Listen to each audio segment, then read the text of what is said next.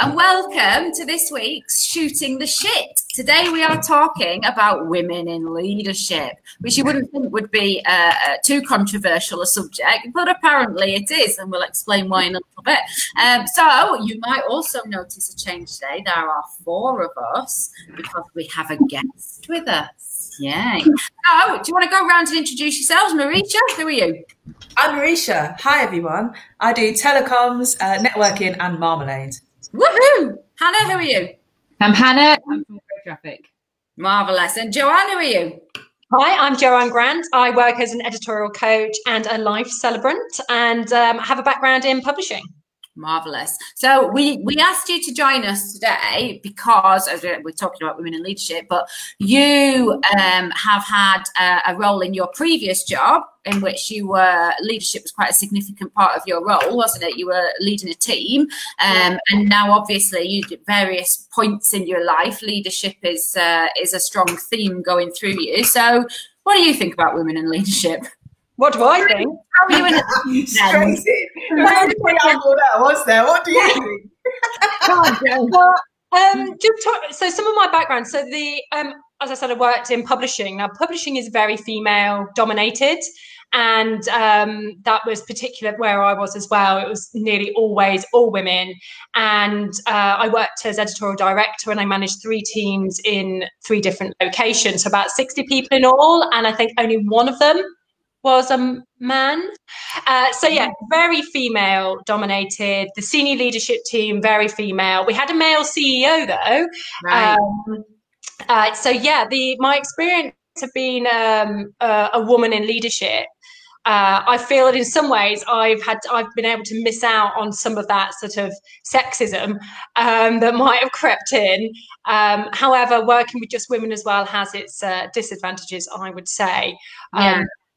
It's quite interesting though, isn't it? Where you say like your CEO was male, even though your top leadership team was female. And I think you do find that still quite a lot, don't you? You know, even if there are quite a few women at a higher level, you still do tend to get the people at the very top are men, aren't they?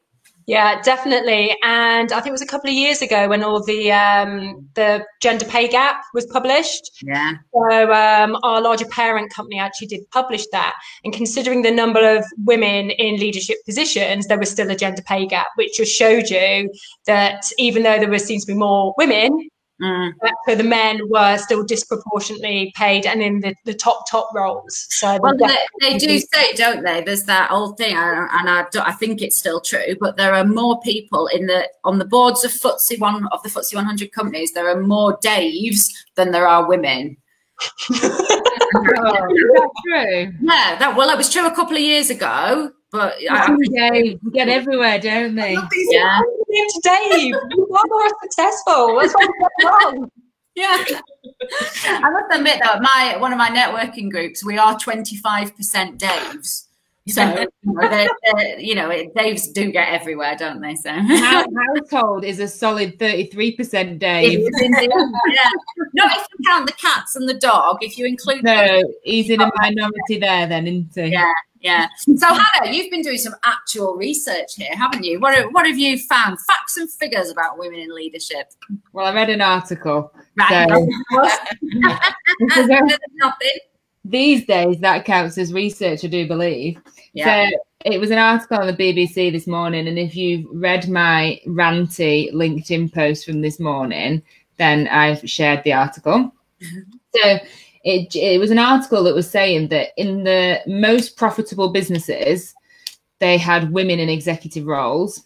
But 15% of businesses in the FTSE 350 had no women in executive roles, which I thought was really telling. And the other really interesting fact was that in retail, 80% of roles are women. 80% of people are women within retail, but they are all entry-level jobs. It's incredibly disproportionate once you get up to management level, and it's mainly men in management. And I thought that was really interesting that the companies that were statistically most profitable had women on the boards, and also there are still companies out there that don't have a single solitary woman in a management position. And the glass ceiling that exists in an industry as huge as retail. So I thought 3 interesting talking points there. Yeah, and I do want to come back to the glass ceiling, because I was listening to something with what she called Julia Hartley Brewer, who she was saying that the glass ceiling is a myth; it doesn't exist anymore. So I would like to come back to see if we can figure out whether the glass ceiling is really there or whether we just can't see it because it's see-through. Because it's glass. Julia, get a sticker on it. What's your experience in leadership, Marisha? Well, I've actually always been around stronger females, I guess, in leadership roles. I think throughout the employment, I think the top roles have been male. And women have been maybe senior, and but not the top bod almost. But I worked for a female boss, leader, whatever you want to say, for a long time, and I guess it's a strange thing because we always talk about my industry in telecoms being primarily male led, and it is, but there are some really strong businesses that are female led. And I was thinking about this morning, is it just a case of actually the females in my industry specifically, and I don't have the answer, but maybe it's that they just don't shout as much. Actually, they're out there doing some really fucking good things. They've got big companies, they've got teams of people, and they are successful, but they either don't shout about it, they're not showy, or is it that they're not given the opportunity? I don't really know. It's a very good question, that, isn't it? Are there just fewer women, or are they not as bolshy or pushy, if you want of better words, in terms of men? Oh, we've lost Hannah. She'll come back in. Okay. Do they not just push themselves forward? Because men are very good at kind of doing that self-promotion thing, aren't they? Whereas women tend to, and I'm talking in sweeping generalizations here, but women tend to just kind of crack on with the job because they're too busy trying to do the job and feed the household and keep the kids alive and everything else. That's it. And I also think that a lot of that is, if you do shout too loud, are you bossy? Are you, a bull breaker, to coin a term that we use? There's all these other, things that come with, a strong female going out there and actually shouting about the good things that they're doing and how successful they are. So have any of you ever worked for a male boss and a female boss, and can have a kind of comparison in terms of that for them being in leadership roles? Just trying to think. I will have had male bosses, but they weren't sort of like really in a significant time in my career. I don't really, like I said, my experience is pretty unique in that it has been pretty female dominated. So yeah, I probably can't do a good comparison there. Rish? Well, I have mainly female, but I guess, much like, my previous roles, I wasn't close enough, I guess, to the top, for it to be an impact and for me to really know what the hell was going on, because I was younger then anyway. So I don't have a direct side-by-side comparison in that kind of way either, really. Hannah, what about you? I think I've mainly worked for men. Right. You might be my first female MD, Rachel. I'm not even really that. I mean, we have a very flat management structure, don't we? Basically, where I'm nominally in charge and Hannah's actually in charge, and we all do that. But I've worked in the NHS. I used to work in the NHS, and I had female bosses and I had male bosses, and I did find that I responded better to the female bosses, and I felt that they were more compassionate and more understanding, and there was, with the male bosses, there was much more of a sort of, you turn up and you do your job, and whatever's going on in your private life, it doesn't really matter. It's out the window. Whereas with the women, it was more understanding. And that was at a time where I had a lot going on in my personal life, because we were like looking after my nan, and Leon was a toddler, and loads of stuff was going on. But they were a lot more understanding, and a lot more, like, if you need time, you take time and you go and do what you need to do. So I found that I've had female managers and they weren't like that. Right. Okay. So that's interesting. Yeah. Was that when you were working in colleges? Yeah, in education. Yeah, female managers were almost worse. Right. Which I thought was interesting. Yeah. I think if we go back a few years, there was this kind of very few women got to the top, very few got to, and you think of like Margaret Thatcher as being the sort of pinnacle of this example of this type of woman. She got to the top by clawing and fighting her way there, and she had to, or maybe she did, maybe she didn't, shut the trapdoor after her at every single stage to make sure she could keep that position, and that meant keeping women down just as much as keeping men down.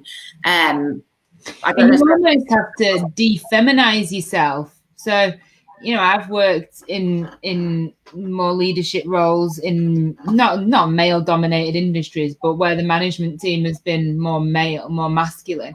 And to get ahead, you do have to kind of become less female in a way. Yeah.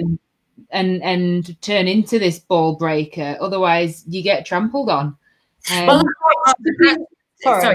No, sorry. Go on, Joanne. Yeah, so I think this really is one of the problems, and I think we're coming out of it now, is that to get on in a man's world, you have to act in a man's way, and to almost like prove that you're good as the men. But actually, that really undermine what we can bring as women in leadership. It can bring a different energy, and I think it's about balance. And there was actually a study done, can't remember where, but which showed women of who are in high positions, their testosterone rate was actually being elevated. Right, that's interesting. But that is actually really damaging to women. It's damaging to their health, to their fertility, to a lot of things. So by trying to match that male energy, they were actually producing more testosterone, which is not, as female leaders, we need to be doing. Mate, that explains your beard. And the straight hairs. The old lady hairs that are coming. It's interesting that, though, isn't it? Because that if you think about, what the kind of first and second wave feminists were fighting for, they wanted equality, but we couldn't get equality as being women as equal with men. Women had to break into the male sphere, and then we ended up in this situation where we had to be as good as the men, but we also had to do everything that the woman had to. So we had to work full time, but we also had to look after the kids, and we also had to clean the house, and we also had to do all of the shopping and washing and everything else. And there has never been an opportunity for women to be equal to men as women in our own right, has there? And one of the arguments against feminism, someone posted something on a group I'm a member of on Facebook today, and it said feminism makes women leave their husbands, kill their children, something else, fucking bollocks. And like one of the arguments against feminism was, but then you're losing that nurturing role. If you're then at work, you're losing that nurturing feminine side of you. And who's going to raise the children? And why do we have children? In the 21st century, the mind boggles that people think that's what feminism is. That just blows my mind. I know. I hear that all the time, though. People always say to me, like, "Oh, are you a feminist?" And I'll say, "Yeah." And they're like, "I don't know whether I'm a feminist or not." I'm like, "Well, do you believe that women should be equal to men?" "Yeah." "Well, then you're a feminist." Yeah. "Oh, I don't put men down, and I don't think men should be any like." I'm like, that's not what feminism is. That's bonkers. Yeah, or I don't want to burn my bra and wear dungarees. Like, you don't have to. You don't have to. Changed out my dungarees for this, especially. I'm using my dungarees. I live in dungarees. I have dungarees of various varieties. It has nothing to do with my feminist sensibility than just loving a pair of dingers. Because you're a ball-breaking feminist. Yeah, that must be it. I want to come back to that point though about we touched on Margaret Thatcher and kind of women in leadership roles and leadership in terms of political leadership. In this country, we've only ever had 2 female prime ministers. In America, they've obviously never had a female president. We still, it was better, wasn't it, with Theresa May? She didn't get as much of a rough ride, but as soon as she got into power, and I Labour through and through, so I don't want to overly promote the Tories, but she immediately got a much rougher ride, didn't she? And not only was she criticised for her policies, she was criticised for her shoes. How much did people talk about her shoes? Kitten heels. The little kitten heels. Yeah, let's talk about that. Yeah, and they're dancing. Boris Johnson is out there fucking blundering around like fucking Tweedledum and and then Theresa May did one bad dance. It is though, it's oh, poor Theresa May. She just wants to run through some fucking weeds. Yeah. Heels. In a kitten heel. Yeah. Well, it is. I mean, and we were talking just before we came on about a meme that I shared on the Seroptimists. Get the Seroptimists into every session, but on their Facebook page, and it was a photograph of the countries that reportedly had not done so great in the coronavirus crisis, and all of their leaders were men. And then it was the countries that had apparently done better in the coronavirus crisis, and their leaders were all women. I just shared that as a little bit of fun, but it actually went viral. And I was just saying before we came on that we then had so many men commenting upon this and saying, we're just arguing against it. Say, well, they've got mitigating circumstances. Well, they've got smaller populations. You know, and there's still that. There's still a lot more anger and hatred and putting down of female presidential leaders, isn't there? Yeah, and I think even if it's not the fact that they're led by female leaders, just the fact that people feel the need to pull them down. They're not like, no one is saying, oh my God, UK have really ballsed it up because Boris Johnson happens to be male.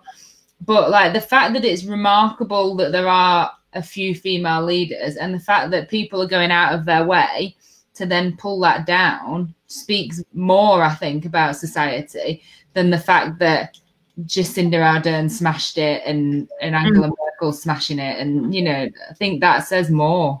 Yeah. I'm going to come up with another fact. I can't remember where I got it from, but it's so and it does link in. So apparently, you know, they name storms after people. Yes. If you name a storm after a female, people are less likely to take it seriously. Wow, really? Yeah, I can't remember where. That's all right. It's like as a female lead, it's like, oh well, it's to do with the fact she's a woman, you know? Yeah. Like, no, it's not to be taken seriously. It's got nothing to do with that. Not she's just a really good, strong leader. Yeah. And actually, I forget who. So, that was it. Oh, it might have been with my parents. There was a little bit of a moment when they were talking about sports commentators and how women aren't as good. They've started having all these female sports commentators, and one was terrible. I was like, maybe she was just really bad. It had nothing to do with her agenda, and she just wasn't a very good commentator. It had nothing to do with her gender. But you've then said all women are like this; they can't do that wrong, and how that's still so prevalent. Yeah, don't get taken seriously. It was immediately evident, wasn't it, in the US presidential election with Donald Trump and Hillary Clinton, that the minute that she started kind of running and announcing that the vitriol against her was so much worse than against him, and it was so personal and it was so sexualized. And I've got friends who, you know, in political, when they're commenting on political things that have happened, in terms of kind of Nicola Sturgeon, for example, they'll be like, oh, she's awful and she's shit at her job and she's ugly and she's short and I never like her dresses.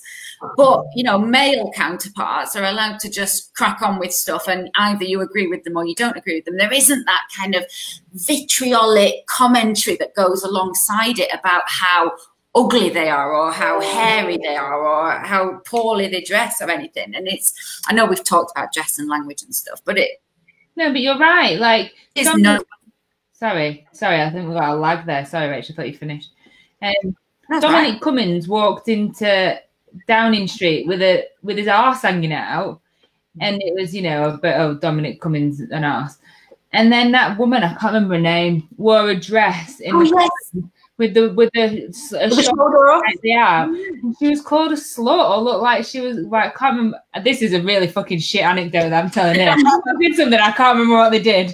We remember it. We know what you're talking about. Yeah, we know what you're talking about. Yeah, she's called Tracy, I think. She used to be in Coronation Street or something. Now she's an MP. I think she's an MP in Yorkshire, isn't she? But yes, she had her shoulder showing. Pay attention to the women.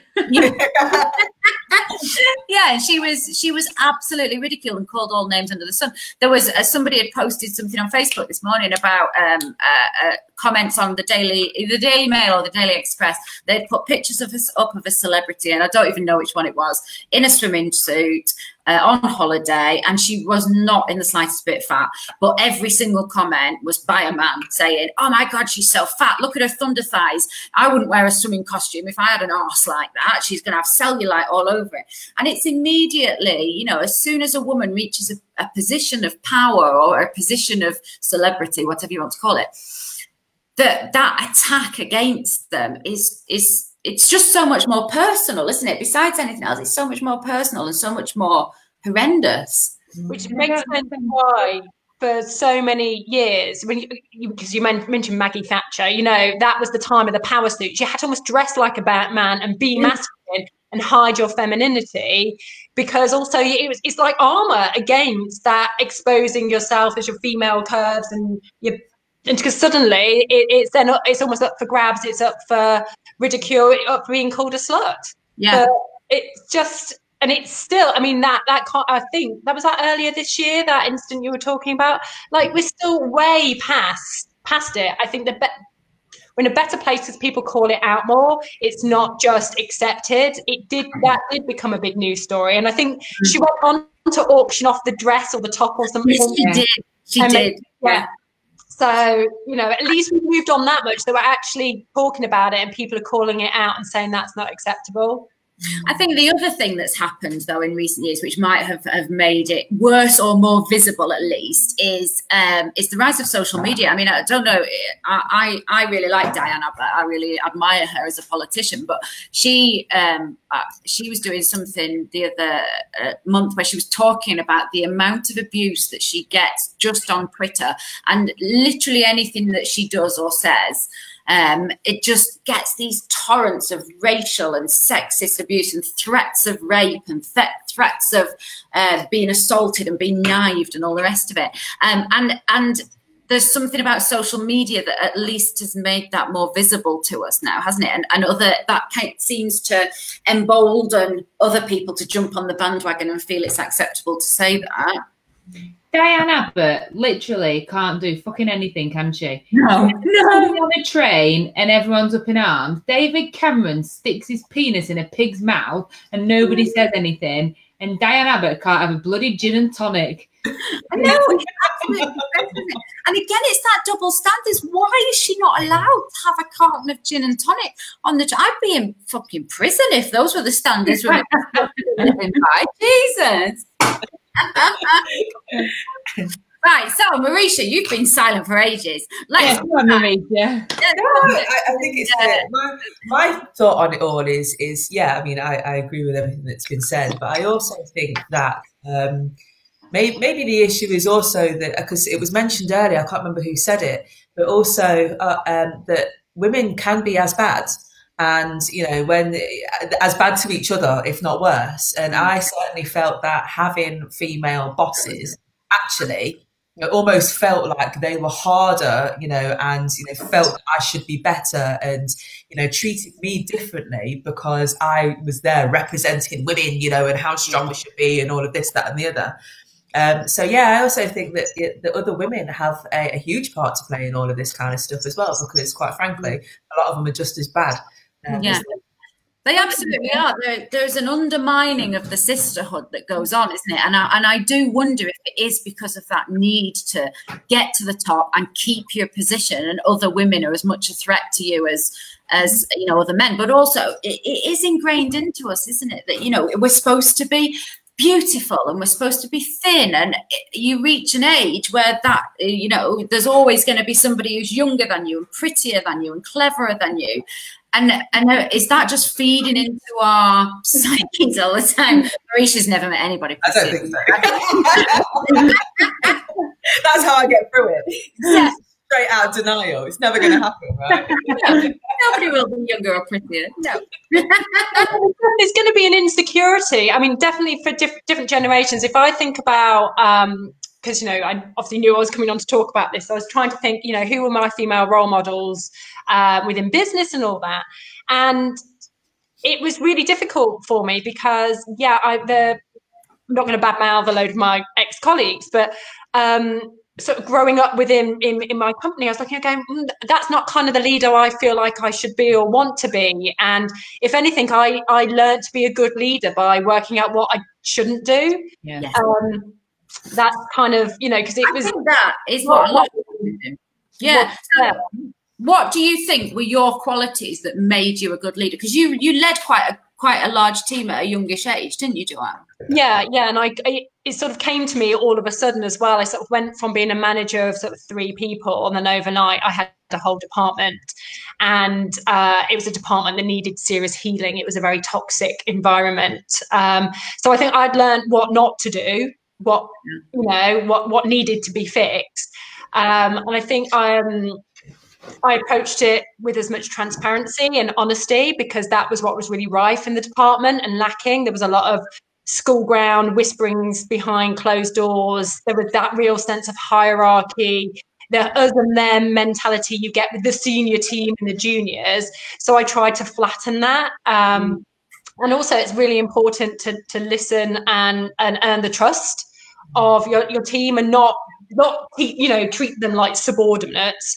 And the whole thing of lead by example, you know, it really was, if you expect a certain behavior from your team members, then you need to show that behavior. You need to be modeling it all the time.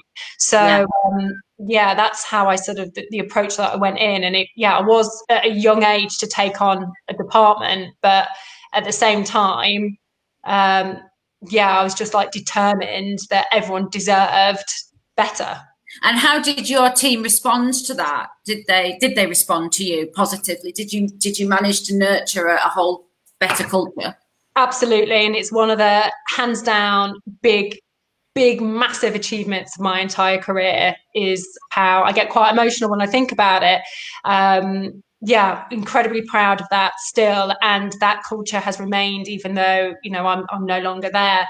And see the difference and the effect not only it has on productivity, because the thing is, people think, oh, being nice and being carey-sherry and being empathetic is all about making your people you work with happy. It was like, no, actually, happiness has to come from the individual. But what you can do is foster a positive work environment that has a positive impact on the business, because positive environment leads to higher productivity, higher creativity, all of that. So that's where I think that female energy can really come in.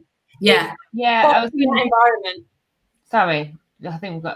I was going to ask, what do you think it was about your femaleness that contributed to the big questions? Hannah coming in with the technical terms. I love it. Yeah. I think it was refreshing. It was different, but also, like I said, just it was open and it was honest and approachable. I think it was important for me to be approachable, to be no different. It helped that I'd grown up within that department. That did help, because people around me had known me, you know. But then saying that again, you had new people coming in who only knew me as the boss. But yeah, approachability, empathy, taking the time, and making sure it doesn't matter how high you get, you have to have time for your people. And if the more senior you get, you obviously have less hands-on time. So you have to make sure that your managers are doing that, and it all is trickling down. So good communication is important, and being open. I think it's really interesting point there where you said there about you had to actively nurture that environment that you wanted. So Hannah and I are in a female-only SEO group, and one of the founders of that put a video up at the weekend talking about how at the beginning they've got rules that you have to be positive, you have to build each other up, all the rest of it. And she was saying that at the beginning when they first launched the group, there was still that. People were being how they are on social media. They were, if somebody asked a question, everyone would be like, why are you asking that question? That's stupid. Everybody knows the answer to that. Really passive aggressive, really putting each other down. And she said it took them months of really kind of training people, not banning people unless they consistently did it, but training all the women in the group to build each other up, and now it does. And I keep saying to Dali, like, my SEO group's better than yours, because every time we post in his, they just get really snide, passive aggressive comments. Whereas if you post in ours, it is a genuinely helpful platform for learning, and you can see how much work's gone into that. And I wonder how like, is that a natural state? If you just left a group of women together, would we turn into Lord of the Flies and we'd all kind of kill each other, or is that just something we've kind of been trained into and we can be trained out of it? I think you can get good leaders and you can get bad leaders. Doesn't matter what gender you are, and it's who takes that lead. So yeah, I think it can go either way. And it does take some active leadership to manage a group. I do believe that. And you can't change a culture overnight. It takes time and perseverance, staying on message, being patient. So the fact that you've nurtured and created that group, like you say, it's happened over time. You don't just go, here are the rules, get on with it. That's how managers do it. Your band. I will enforce these rules. So yeah, patience and perseverance, and just treating people like people, and remembering you're not robots. No one's going to get it right all the time. I think that's important. So yeah, but like anything, you can get terrible female leaders as well as, like, you can get brilliant, just keep saying female. You can get great male leaders. Yeah, absolutely. Oh yeah. I also think in business, particularly very corporate business, you end up with these men who aren't great leaders. It's often because they're good at a certain level of their job and they just keep getting promoted. It doesn't. You can be really, really good at your job. It doesn't mean you're a great leader, or even a great manager. And I think that is what I think is just all over. It goes for any gender. Just because you're good at your job doesn't automatically mean you should get promoted into a leadership role. Absolutely. I think leadership is something that needs to be taught, doesn't it? You can learn it, but it is very good leadership is kind of what you would traditionally associate with female qualities. It is mainly about listening and good communication, isn't it? And as you say, a good general sweeping generalizations, a lot of men are not great at that touchy-feely side of things, of that listening. They're just like, this is my job, this is your job, we're all going to get on with it, off you trot. And it has to, those sorts of leadership things need to be taught, need to be reminded of people. That's how leadership used to be thought of. A leader is someone who stands and tells you what to do and do as I say. That was like what you just described is more, EQ, your emotional intelligence, which is now, thankfully, it's recognized within companies as being like essential as part of leadership. But that is taking a long while for that to be prioritized. So I think ask different people what leader means. I think we're very enlightened and think we've all got strong opinions of what that is. And, I guarantee some people won't say being a great leader is being caring and listening. It will be telling me what to do and just getting on with it, Not people on the floor.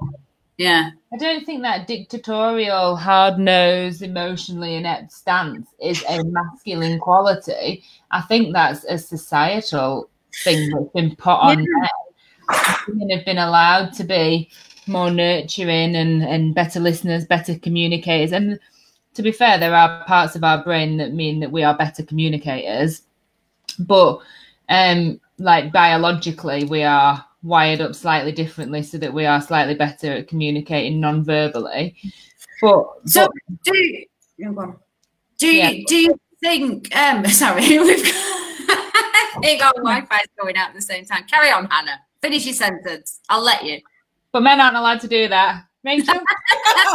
From you, Hannah. Sure. No, do you think that that our opinion of leadership or our view of what leadership is has changed because more women have come into the workplace? Yes. Yeah. I think there's the whole, because I agree with the comment of, you know, people kind of fall into leadership roles, male and female. You know, I was that as well. You know, you get promoted by default almost, you know, and all of a sudden you have to look after some people. And there's definitely stuff around with, are you a leader or are you a manager? And, you know, I fit firmly into one stretch, if you like. But I also think that actually it takes balance. You know, there is a bit of both. And, okay, you may be a leader in, you know, a particular position, but actually the team, other people need to bring other qualities into the business as well. Because I am not a manager. I can't, you know, I fit into, you know, that leadership space, if you like, by, you know, forging ahead and doing stuff, but I'm not a very good manager, and I know that. So I need people around me to kind of have that discipline or have those other areas. But yeah, I think it's all about awareness, isn't it, really? That's really interesting that you say that, because I would say Rachel is a leader and I'm a manager. And when you say like, oh, we just do what Hannah says, like I'm the task driver and you're the nurturing one. And together we kind of make a whole person. Yes. No, well, I was only going to say, I think in terms of kind of the best leadership and management structures, they are those ones that are collaborations, aren't they, where people work together. And I don't know whether women are particularly better at that than men. I don't know. What do you think? Well, I think what I was about to say is pretty much that. Like, a good leader is someone who admit that they don't know all the answers, but have got the people, but they surround them with the people that they trust that can do it for them, rather than trying to be that dictatorial, I know everything. I think that's how you can earn trust, as well as by being honest. Is like, okay, yeah, these are my strengths, but, you know, one of my strengths is the people that I have on my team. That is powerful. And I think sometimes you see certain leaders of certain countries think they have to have all the answers and ignore all the clever people around them. Yes. When you look at businesses that have women that work together, and then men, obviously, I do find that. I find that the women are more capable of saying, I'm really good at this bit, but I'm not so great at that, so I'm going to get people around me that are good at that. Whereas men, I don't know whether they feel more threatened to expose a weakness in that way, that they're seen as if, you know, if they admit that they've got a weakness, they'll be booted out and somebody else will be brought in their place. I don't think, like, it's easy for men. I honestly don't think that, you know, they're kind of swinging around at the top having a wonderful time and there's none of these issues. I think they perhaps just don't talk about them, or the benefits outweigh the negatives, or like we're also fed up of being downtrodden that we only look at our own aspect of it. I don't know, but I think it must be incredibly tiresome to constantly have to be like the ball breaker, the ball breaking man, you know, the kind of alpha male. That must be exhausting.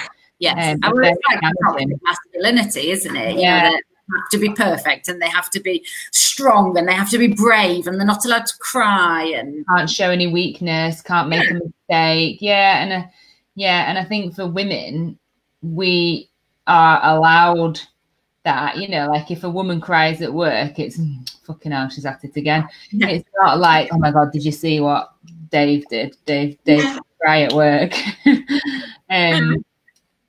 Yeah, like I think that's just as damaging and just as like they are as much victims of the patriarchal society as we are. Yeah, it is interesting because Dali and I were talking about the patriarchy at the weekend, actually, and he said, I don't like the word patriarchy. Oh, yeah, this is the fun we have in our home. No, I don't like the word patriarchy, he said, because patriarchy doesn't allow for the fact that men are as damaged by it as the women are. And I was like, that's exactly what patriarchy means to me. Patriarchy is a system that is as damaging to men as it is to women. He wanted a new word for it, but I think patriarchy works fine. Whilst we're just quickly on that, because I'm conscious we're coming up to time, but I want to return to the glass ceiling. Marisha, have you ever experienced the glass ceiling? Do you think there is a glass ceiling? Do you think it's made up to scare us? What do you think?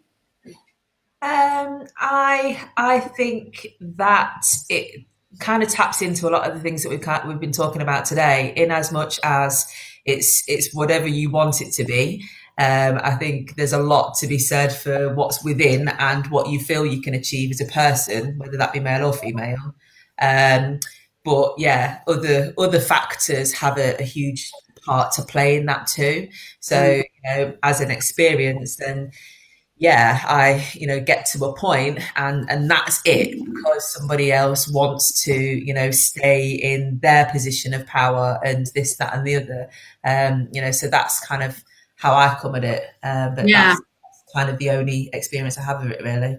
I suppose, I mean, it does very much depend what industry you're in, doesn't it? Some, as you were saying, Joanne, you were in a particularly female-led industry. So I presume the glass ceiling wasn't as apparent with you. I don't know. No, I never felt it. Yeah. It had anything to do with my gender at all. So yeah, it didn't feel that way. But I've got plenty of friends who work in different industries where it's more male dominated, where it's like, being had all the time. God, oh, she's. I love it when we get to the good stuff, but then someone drops out.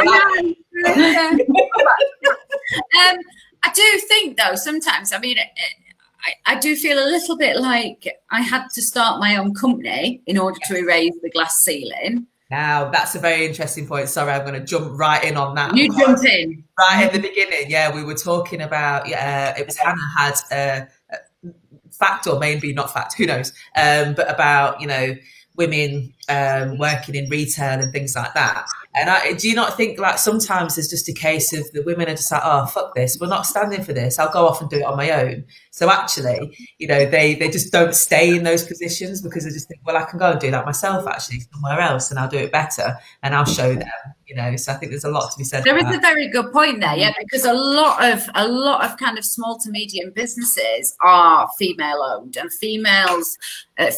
women do go into those kind of entrepreneurial roles a lot more, and it might very well be because they say, I'm not going to get anywhere there, I'm not putting up with this bullshit, I'm going to do it myself because I can do it 10 times better. And immigrants.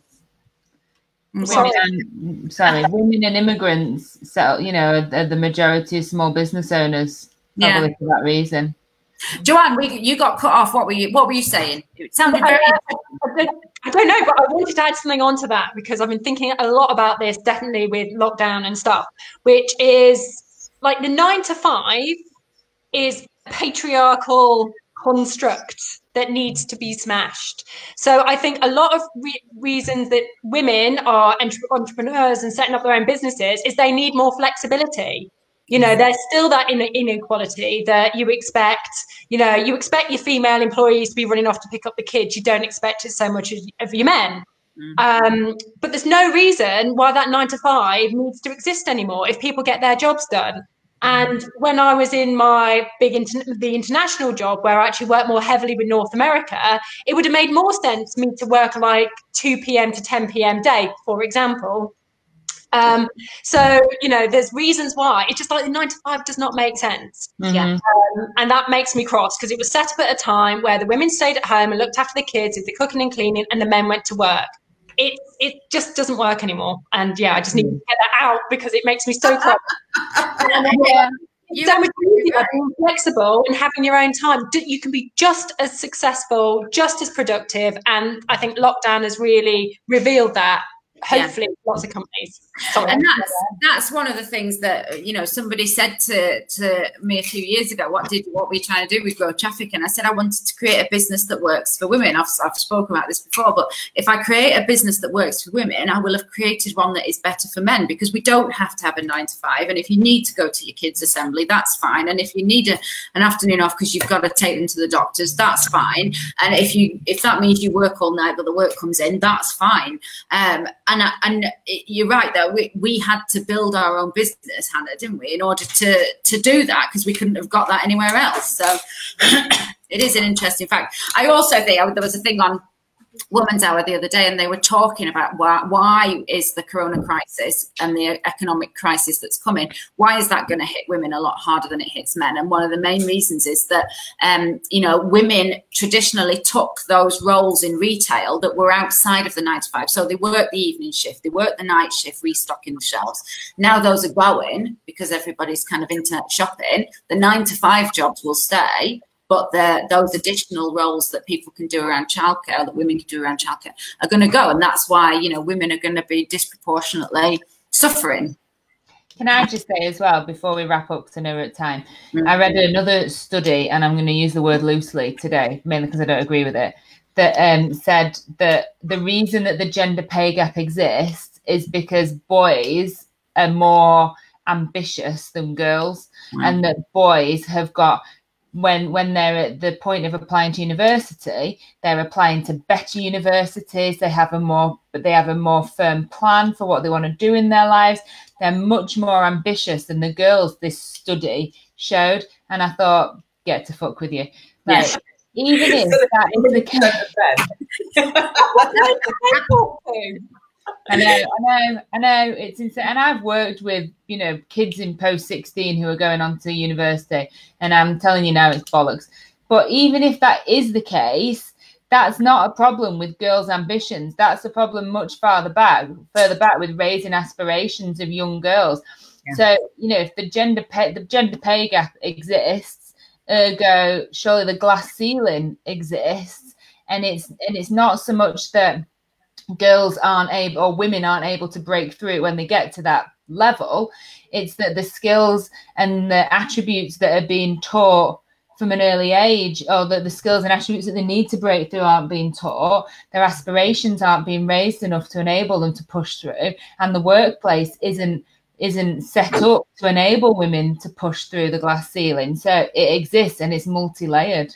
Yeah, well, we will talk about the gender pay on another one, but we are up to time, so I am going to finish. But very quickly, Hannah, do you want to say what happened when you posted your post, questioning the study on LinkedIn? What happened? Well, I had a big paddy about it, because I posted 3 facts this morning on LinkedIn. One was that 99% of women in Egypt have been sexually assaulted, according to the UN. 99% of women in Egypt have been sexually assaulted. The second one was that only 15% of FTSE 350 companies have got any women at all on the board. And the third one was this study that said that girls are less aspirational. And loads of women commented and said, this is terrible, can't believe this is still going on, blah, blah, blah, you know, what we would all say. And one lone man commented and said, perhaps you should question your news sources more regularly. And I thought, you can get to fuck, my friend. That's exactly what I was doing. Literally commented that on a post where I'm questioning the news sources. I know. And I just said, which fact would you like to take umbrage with specifically? And also I used inverted commas around the word study, indicating that I was questioning the source. Like, oh, go fuck off. Mansplaining, is there? You know what? We are almost 5 minutes over. So thank you so much to all 3 of you. That's been a really good session. I've really enjoyed it. We will be back. What we're talking about next week. Anybody know? Is this a planet? Yeah, we'll work it out when we get there. In the meantime, thank you and have a lovely week, everybody. I really appreciate your time. Bye.